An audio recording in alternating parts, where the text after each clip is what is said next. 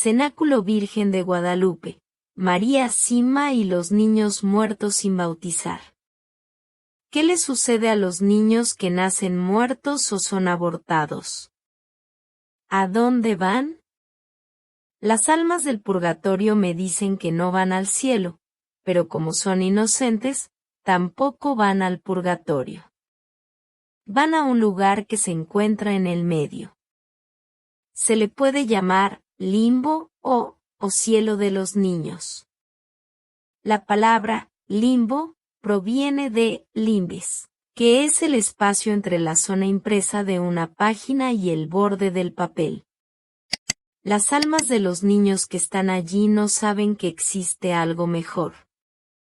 No saben que no están en el cielo, y nosotros tenemos la responsabilidad de hacerles llegar allí. Algo que no nos costará mucho porque nunca tuvieron la oportunidad de pecar. Lo podemos hacer con una ceremonia de bautismo del no nacido o con una misa de requiem.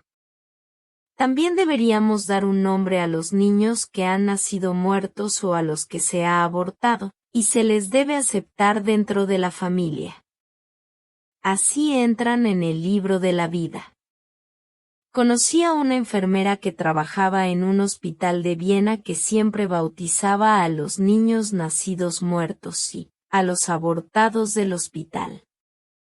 Lo hacía 2 veces al día, por la mañana para aquellos que habían muerto durante la noche, y por la noche para aquellos que habían muerto durante el día.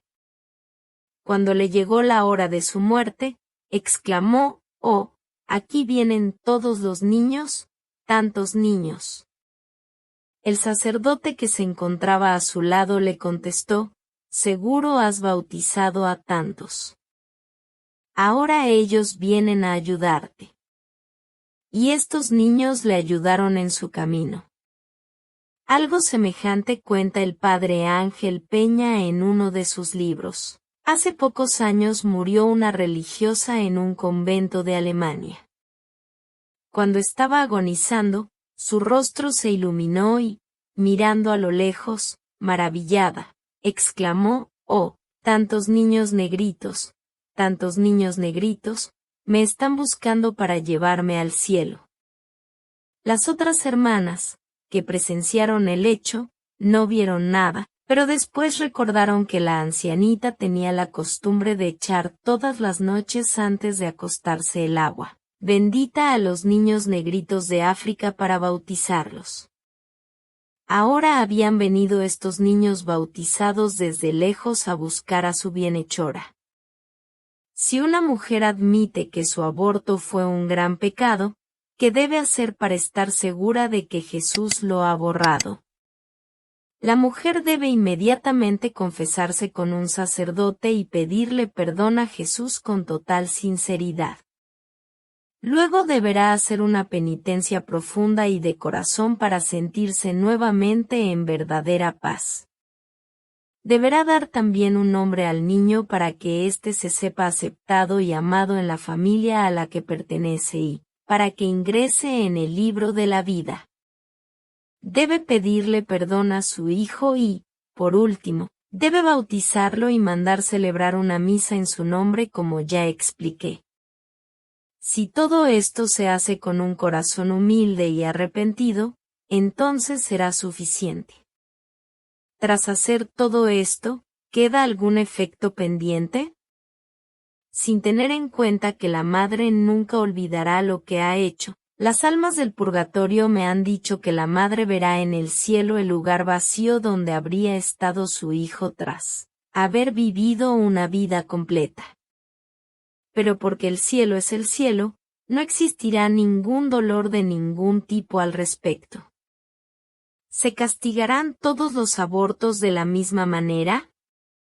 No, porque en la actualidad sucede con frecuencia que las adolescentes son forzadas por sus padres o por la sociedad a realizar un aborto. En esos casos, la mayor parte de la responsabilidad es de los adultos que las llevan a esa situación. Los médicos que se lucran del aborto, Y los medios de comunicación y los gobiernos que reducen la conciencia de la sociedad serán penados severamente. También las industrias médicas y cosméticas que utilizan derivados del feto para desarrollar otros productos, descubrirán la enormidad de sus pecados. Debemos rezar mucho por todos ellos. Muchas mujeres de EU y del resto de Occidente y también, supongo, de Oriente, dicen que pueden hacer lo que quieran con su cuerpo y con lo que llevan dentro. ¿Qué les diría? Como se atreven a hacer a un niño indefenso lo que nunca permitirían que se les hiciera a ellas mismas cuando llegue el momento de estar indefensas como para defenderse. Qué rápido actúan para denunciar a un vecino cuando una rama de su árbol se cae y daña parte de su propiedad.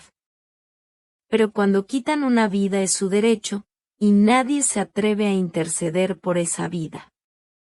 Son personas muy pobres que necesitan de nuestra oración diaria para liberarse de su egoísmo, arrogancia y confusión.